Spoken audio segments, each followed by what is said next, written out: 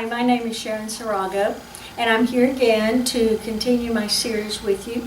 We're doing it on all of the elements and the principles of design, and today we're going to be studying line.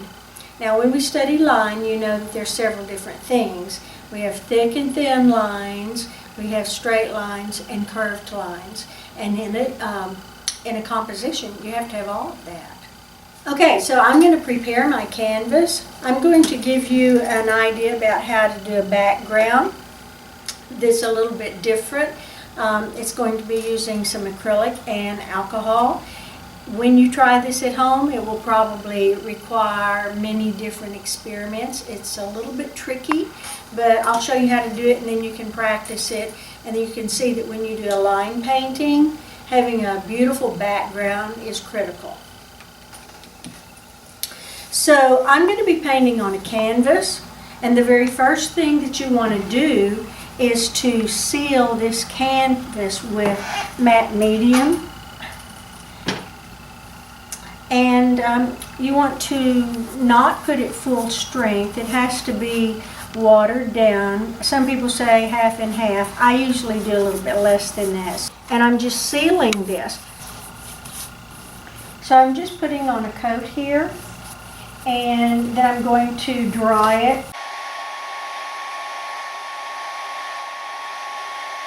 And now I'm going to apply some colors. The colors that I'm using are this transparent red iron oxide, the quinacridone burnt orange. I'm going to put a little bit of this phthalo blue in it. This is a very, very strong color, so you have to be really careful with it. And then this nickel, the quinacridone nickel azo gold, I really, really love. I think this is one of my favorites of all.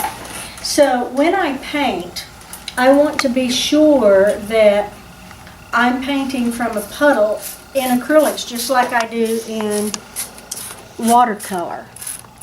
So I'm putting down some water in here so that I don't accidentally pick up a big blob of that acrylics. I am a watercolorist, but I love acrylics, and I handle acrylics just like I do watercolor.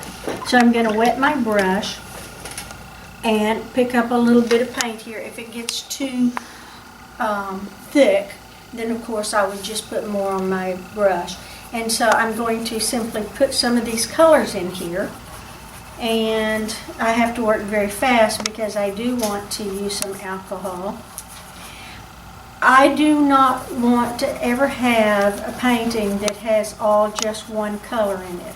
So you can see I'm going through here, and practically every time I touch the brush, the canvas, I'm picking up a different color. Now this has to stay wet in order to get the effect that I want, so you can see that I'm going incredibly fast and watching my canvas to be sure it doesn't dry out on me before I get to do this alcohol. And if it starts getting dry, then I would stop. I would stop immediately and spritz this with alcohol. Once it dries, you can't do anything with it. So it looks like it's pretty good for me. I'm going to pick up my alcohol right now in a spritz bottle. I'm going to stand away at a distance and just barely spritz. So this is very different from spritzing huge amounts. Look at this. This is a mist. That is not what I want on my paper. I'm just barely touching it, and you can see those little bitty drops coming out. That's what I'm looking for. I want some big drops. I want some little drops.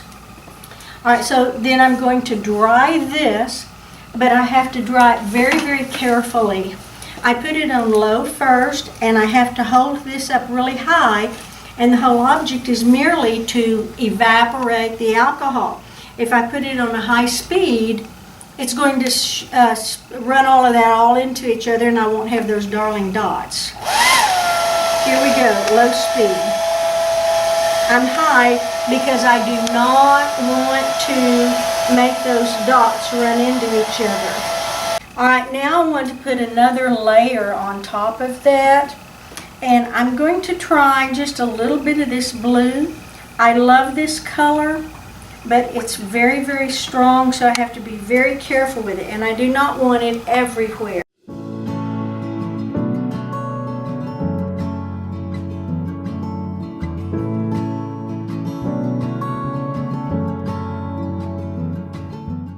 already decided that I'm going to lighten this picture up a bit, and I'm going to do it with this Titan Buff.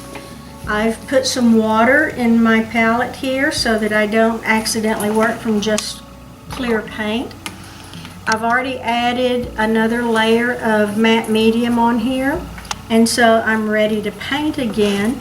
I'm going to start up here because I want this to be my lighter area.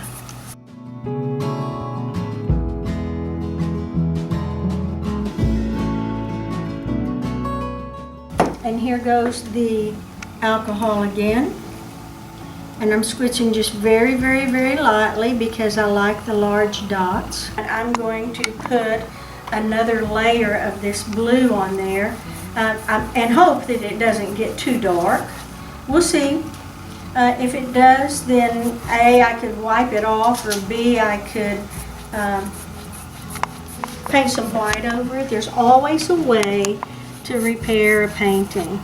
So right now, I'm just trying to be sure that I keep it wet enough until I'm ready to put my alcohol on there, because I do want to spritz again.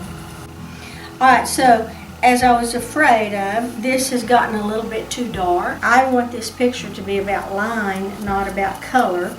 So I'm simply putting some more of the quinacridone burnt orange.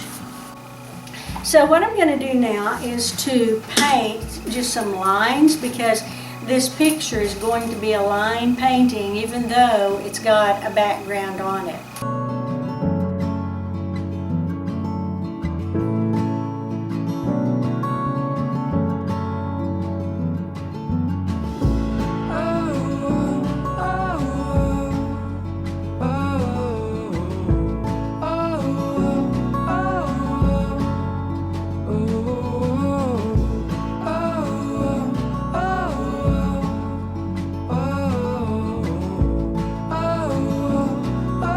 Just doing something that I think might be kind of fun and interesting. And going up and adding another little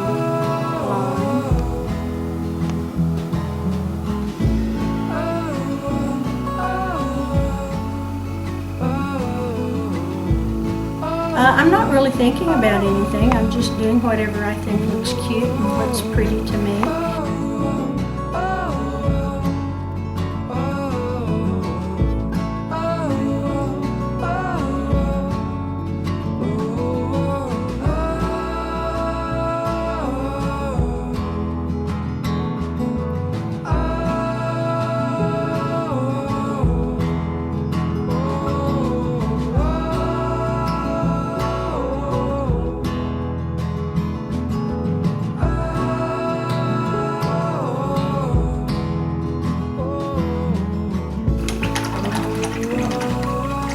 I'm going to add a little bit of white and maybe some yellow to some of this to add some kind of contrast to it. Let me turn my canvas so that it's easier for me to paint.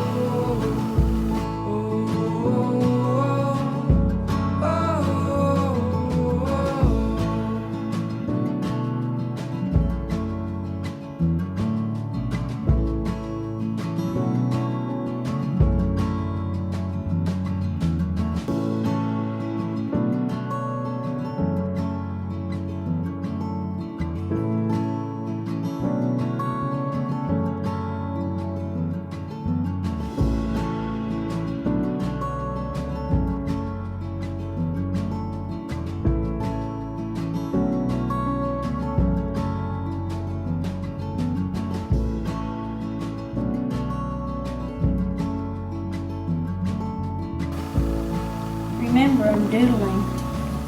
That's all that's happening here.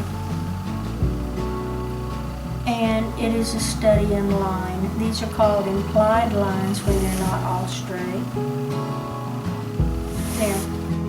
The next thing that we will do will be about size. We'll have a picture where we talk about the element of size, and we'll have three different kinds. We have large, medium, and small, and one of those has to be dominant. And size will have to be dominant, even though we have line and direction and color and value and all of that, we're going to make size the dominant feature, just like we made line the dominant feature here. So I'll see you next time.